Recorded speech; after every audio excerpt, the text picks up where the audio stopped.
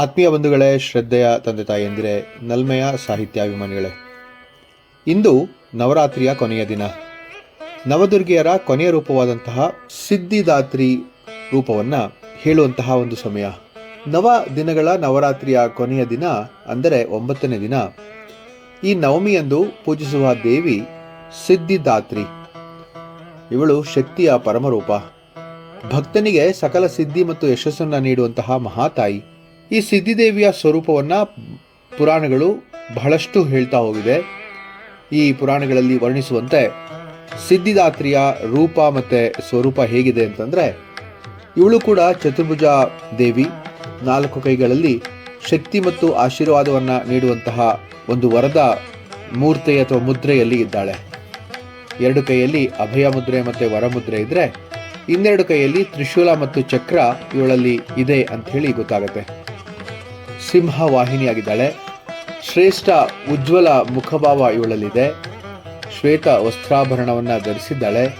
ಇವಳು ಭಕ್ತರಿಗೆ ಆಧ್ಯಾತ್ಮಿಕ ಮತ್ತು ಭೌತಿಕ ಸಕಲ ಸಿದ್ಧಿಯನ್ನು ನೀಡುವಂತಹ ಶಕ್ತಿ ಹೊಂದಿದ್ದಾಳೆ ಅಂತಂದರೆ ತಪ್ಪಾಗಲ್ಲ. ಈ ಒಂದು ಸಿದ್ಧಿದಾತ್ರಿ ದೇವಿ, ಅವಳ ಹೆಸರೇ ಹೇಳುವಂತೆ ಇವಳು ಸಿದ್ಧಿಕರಳು. ಸಿದ್ಧಿಯ ದಯಪಾಲನೆಯನ್ನು ಮಾಡುವಂತಹ ಮಹಾದೇವಿ ಇವಳು. ಸಿದ್ಧಿಯನ್ನು ಕೊಡುವಳು ಅಂತಂದ ತಕ್ಷಣ ನಮ್ಗೆ ಅರ್ಥ ಆಗೋದು ಈ ಸರ್ವೇಶ್ವರ ಸಾಧನೆ ಅಂಥೇಳಿ. ಪುರಾಣ ಪ್ರಸಂಗದಲ್ಲಿ ಸರ್ವೇಶ್ವರ ಸಾಧನೆ ಬಹಳ ಪ್ರಮುಖವಾದದ್ದು. ದೇವತೆಗಳು, ದೈತ್ಯರು ಮತ್ತು ಭಕ್ತರು ಶಕ್ತಿಪೀಠಗಳಲ್ಲಿ ತಮ್ಮ ಭಕ್ತಿಯನ್ನು ಪ್ರದರ್ಶಿಸ್ತಾ ಇರ್ತಾರೆ. ನವರಾತ್ರಿಯ ಮೊದಲ ದಿನದಿಂದ ದೇವಿಯ ವಿವಿಧ ರೂಪಗಳು ಜಗತ್ತಿನ ಕಷ್ಟಗಳನ್ನು ಸಂಹರಿಸಲು ಈ ನವದುರ್ಗಿಯರು ಪ್ರತ್ಯಕ್ಷರಾಗ್ತಾರೆ. ಕೊನೆಯ ದಿನ ಭಕ್ತರು ದೇವಿಯನ್ನು ಶ್ರದ್ಧಾಭಕ್ತಿಯಿಂದ ಪೂಜಿಸುತ್ತಿರುವಾಗ ಅವರು ತಮ್ಮ ಎಲ್ಲ ಅಭಿಲಾಷೆಗಳು, ಸಾಧನೆಗಳು, ಯಶಸ್ಸುಗಳನ್ನು ಅವರು ಪಡಿತಾ ಹೋಗ್ತಾರೆ ಅಂತ ಹೇಳ್ತಾರೆ. ಸಿದ್ಧಿದಾತ್ರಿ ದೇವಿ ವಿಘ್ನ, ದೌರ್ಭಾಗ್ಯ, ಬಾಧೆಗಳನ್ನು ದೂರ ಮಾಡುವಂತಹ ಮಹಾತಾಯಿ. ಶಾಕ್ತರು ಇವಳನ್ನು ಆರಾಧಿಸಿದರೆ ಸಕಲ ಸಿದ್ಧಿಗಳು, ಧೈರ್ಯ, ಜ್ಞಾನ, ಐಶ್ವರ್ಯಗಳು ದೊರಕುತ್ತೆ ಅಂತ ಹೇಳುವಂತಹ ಮಾತು ಕೂಡ ಇದೆ. ಈ ದಿನವನ್ನು ಮುಗಿಸಿದ್ರೆ ನವರಾತ್ರಿ ಪೂರ್ತಿ ಆಗುತ್ತೆ ಅಂತ ಕೂಡ ಇದೆ. ಈ ನವರಾತ್ರಿಯಲ್ಲಿ ಈ ನವದುರ್ಗಿಯರನ್ನ ಅವರ ಮಹಿಮೆಯನ್ನು ಕೇಳಿದಂತಹ ಭಕ್ತರು ಸಕಲ ಸಮೃದ್ಧಿಯನ್ನು, ಸಕಲ ಐಶ್ವರ್ಯಗಳನ್ನು, ಅಷ್ಟಸಿದ್ಧಿಗಳನ್ನು ಪಡೀತಾರೆ ಅಂಥೇಳಿ ಪುರಾಣೋಕ್ತ ಪ್ರಕಾರಗಳಲ್ಲಿ ಬಹಳಷ್ಟು ಹೇಳಿದೆ. ನಾವು ಕೂಡ ಈ ಒಂದು ಪ್ರಯತ್ನವನ್ನು ಮಾಡಿದ್ದೇವೆ. ನಿಮ್ಮಲ್ಲಿ ಬಹಳಷ್ಟು ಜನ ಈ ಒಂದು ಪ್ರಯತ್ನದಲ್ಲಿ ಯಶಸ್ವಿ ಕೂಡ ಆಗಿದ್ದೀರಾ ಅಂತ ನನ್ನ ಭಾವನೆ. ಧ್ಯಾನ ಶ್ಲೋಕದಲ್ಲಿ ಶಾಸ್ತ್ರೋಕ್ತವಾಗಿ ಈಕೆಯನ್ನು ಆರಾಧಿಸುವಂತಹ ಶ್ಲೋಕ ಒಂದಿದೆ. ಸಿದ್ಧಿದಾ ಭವ ಸದ್ಭಕ್ತಾನಾಂ ಸರ್ವಸಿದ್ಧಿ ಪ್ರದಾಯಿನಿ ಸಿಂಹವಾಹಿನ್ಯಸ್ಯೇ ನಮಸ್ತೆ ದೇವಿ ಸರ್ವಶಕ್ತಿಮಯಿ ಅಂತ ಹೇಳುವಂತಹ ಒಂದು ಶಾಸ್ತ್ರೋಕ್ತ ಧ್ಯಾನ ಶ್ಲೋಕ ಇದೆ. ಇದರ ಅರ್ಥ ಏನಪ್ಪಾ ಅಂತಂದರೆ, ಸಕಲ ಭಕ್ತರಿಗೆ ಸಕಲ ಸಿದ್ಧಿಗಳನ್ನು ನೀಡುವಂತಹ ಸಿಂಹ ವಾಹಿನಿಯಾದ ಶಕ್ತಿಯ ಪರಮ ಸ್ವರೂಪವಾದ ಸಿದ್ಧಿದಾತ್ರಿ ದೇವಿಗೆ ನಮಸ್ಕಾರಗಳು ಅಂಥೇಳಿ.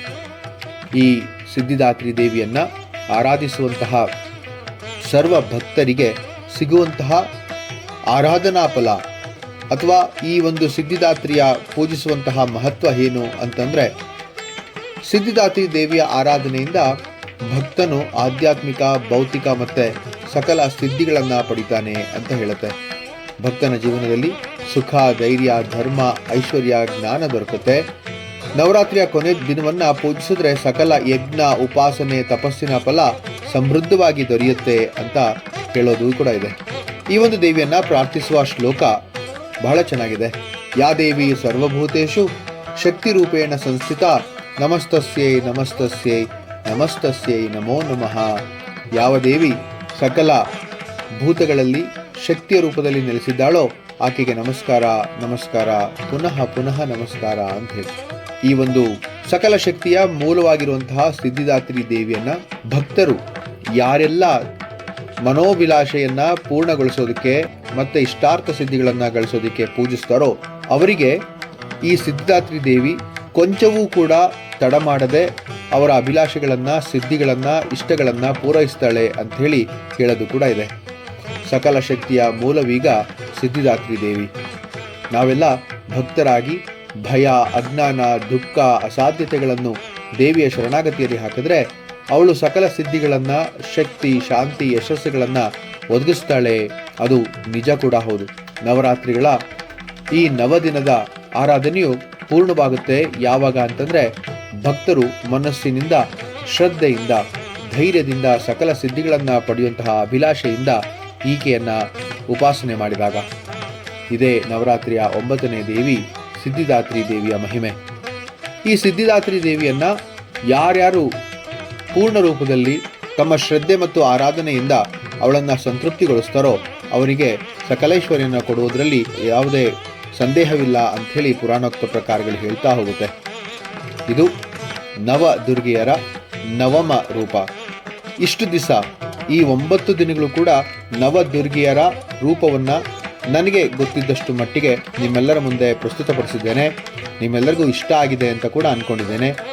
ಈ ನವರಾತ್ರಿಯಲ್ಲಿ ಆ ನವದುರ್ಗೆಯರು ನಮಗೆ, ನಿಮ್ಮೆಲ್ಲರಿಗೂ ಕೂಡ, ಈ ಇಡೀ ಪ್ರಪಂಚಕ್ಕೆ ಒಳ್ಳೆಯದನ್ನು ಮಾಡಲಿ, ಹಾಗೆ ಎಲ್ಲರಿಗೂ ಕೂಡ ಮನಸ್ಸಿನ ಶಾಂತಿ ಮತ್ತು ಸಮೃದ್ಧಿಯನ್ನು ದಯಪಾಲಿಸಲಿ, ಹಾಗೆ ಎಲ್ಲರ ಅಭೀಷ್ಟಾರ್ಥಗಳು ಸಂತೃಪ್ತಗೊಳ್ಳಲಿ ಅಂಥೇಳಿ ಹಾರೈಸ್ತಾ ಮತ್ತೊಮ್ಮೆ ನಿಮ್ಮೆಲ್ಲರಿಗೂ ಕೂಡ ಈ ನವರಾತ್ರಿಯ ಒಂದು ಶುಭಾಶಯಗಳನ್ನು ಹೇಳ್ತಾ ಈ ಒಂದು ಉಪನ್ಯಾಸ ಮಾಲಿಕೆಯನ್ನು ಇಲ್ಲಿಗೆ ಮುಗಿಸ್ತಾ ಇದ್ದೇನೆ.